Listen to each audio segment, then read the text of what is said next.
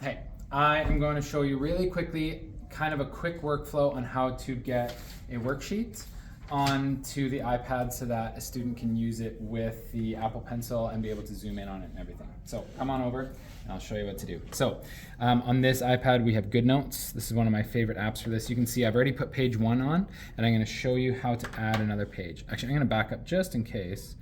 If you open it up and you're in your document section, you can actually have notebooks. And I've already started one called Math, so we're going to get into that. Already have page 1. To add another page, right up here, and I'm going to zoom in on it so you can see better, there's an Add Page button. We're going to click that, and then importantly, you're going to hit Scan Document. And the reason you hit Scan is because it's actually even going to recognize the characters on the page. So when I hit Scan, I'm going to pick this up, and I'm going to go right over, and if you can get right on there, I'm going to get close to it and try to hold still. And already like that, it's taken it. Now if you see down here, it'll say save. We want to hit that before it takes another picture. And now it says it's importing. So here we have it. It's already put in. And on the back here, there's a little stand that we can pop up. That's kind of nice. It allows it to be up and right up in his face. Now when it's time to read it, there's a couple options. You can zoom in like that, fill the screen. I saw him, he actually zoomed in like that and slowly read it. Depends on your reading speed, I suppose. Another really cool option about this, which usually works, is you can highlight this entire thing and hit speak. So if you zoom right in on there, it's the second to last option. A receipt calls for 5.678 kilograms offler if you already have 3.210 kilograms. How much more floor do I need to buy? It had a little bit of trouble with that one. The last sentence that we had read out was actually perfect. But so now there's a couple options that we can do here. One is he can just hit the pen, and if your student has neat enough writing, you can just do these out like this. I'm assuming it's that minus 3.210. And if that's as quick as it is, then he can answer the question like that. If a student like mine has somewhat messier writing, there is this wrangling tool right here. And what you can do is grab the number, hold the pen on it, take a screenshot. The only button basically is that one. Copy, hold, paste. Now you have this number quite large, and we can do the same thing over here. Just tap the screen with your finger, hit the wrangle again, grab that, take a screenshot, grab it, copy, and paste. And if you had enough space, I suppose you could leave it. You can line those up just like that.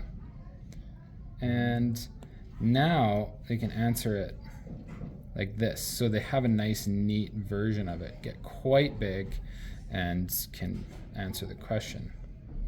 See if I can do this right. There you go.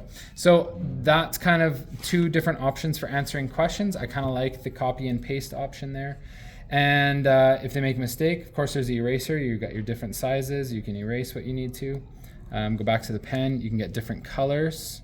Your different pen thicknesses are here. So there you go, like that. And also, actually, kind of cool, if I press lightly, it draws that hard. If I press hard, it goes a lot thicker. I might not teach him that because I don't know if I want him pushing hard on the iPad. So you don't have to push that hard to make it happen. Okay, lastly, when it's time to hand this thing in, there's a button up here, which is the upload share kind of button. And so when we hit that, we'll get export this page. If you hit export all, you're going to do the entire notebook, which hopefully by the end of the year, there's hundreds of pages in here. Export this page as a PDF is probably good. Export. And now it's made a PDF, and you just hit mail. And you can either write in there, so like that. It actually will recognize your font. Whoops, I accidentally canceled out of there. The thing that you see me doing is with 3 fingers. If you double tap with all 3 fingers, it will zoom in. And then if you double tap and hold and slide up or down, you can choose your zoom amount. This is a skill that I definitely want students to learn really quickly if possible, because sometimes you need to be able to see something like, say, up here that you can't zoom in on like you can in Goodnotes. So when you have your page, you can just pinch to zoom on the actual page itself, but you can't pinch to zoom on this stuff. That needs 3 fingers.